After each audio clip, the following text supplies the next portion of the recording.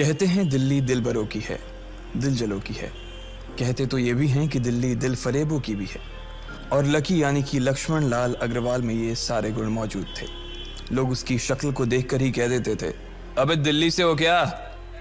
Lucky वैसे दिखने में स्मार्ट और अट्रैक्टिव था, पर जेब से खस्ता हालत होने की वजह से रहता बेहद सिंपल तरीके से था।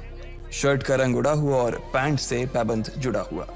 कहने को तो उसकी उम्र के लड़के दिल्ली की सड़कों पर रात को मोटर बाइक दौड़ाते थे, लेकिन लकी उर्फ लक्ष्मण लाल अग्रवाल सिर्फ कमरे से कॉलेज में पढ़ाई और गर्लफ्रेंड डिंपल के साथ थोड़ा वक्त बिताना, फिर कॉलेज से दुकान, दुकान से जब होम डिलीवरी आए तो वहां, और फिर घर चला जाता था। हाँ, कभी कभी जब वो किसी लड़के को खाली सड़क पर मोटर बाइक दंदनाते हुए देखता तो कहता, एक दिन अपना टाइम भी आएगा जब मैं चश्मा लगाकर बैठूंगा और पीछे डिंपल को बैठाऊंगा। देखना, जब वो मेरी कमर में अपना हाथ कसेगी और मैं तेजी से मोटरसाइकिल को इंडिया गेट के आसपास दौड़ाऊंगा, तो सारे दिल्ली का दिल हम दोनों को देखकर जलेगा।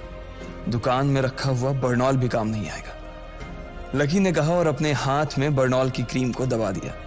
जैसे ही उसने क्रीम को दबाया, उसका क्रीम बाहर आ गई। अबे गधे, क्या कर रहा है?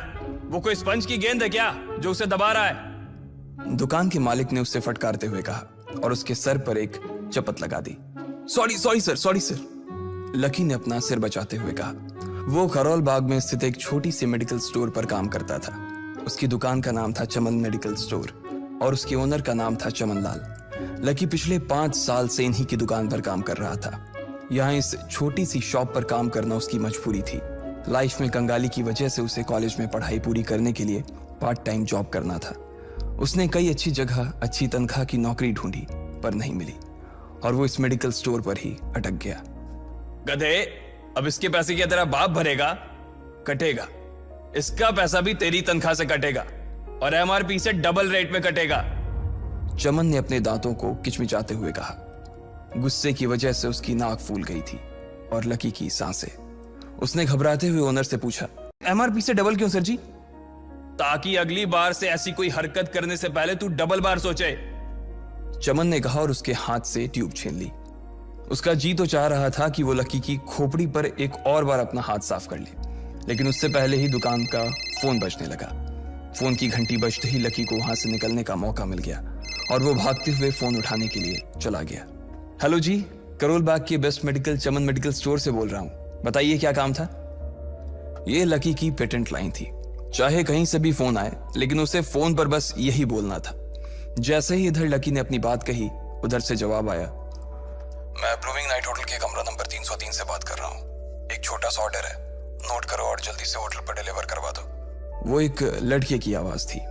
उसकी आवाज में काफी भारीपन और एक अजीब सी जल्दबाजी थी। जैसे ही लकी ने वो आवाज सुनी, पता नहीं क्यों उसे वो आवाज जानी पहचानी सी लगी। जी सर, बताइए आपका क्या ऑर्डर है?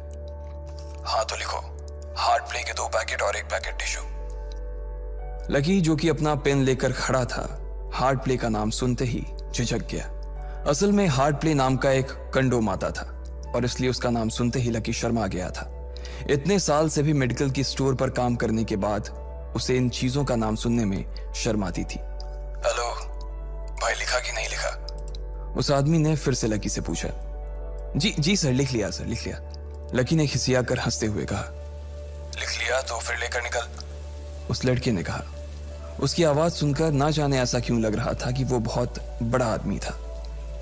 जी सर, मैं सर, लेकिन सर बाहर तो बारिश हो रही है, लकी ने कहा। उसने देखा कि बाहर बहुत तेज बारिश हो रही थी।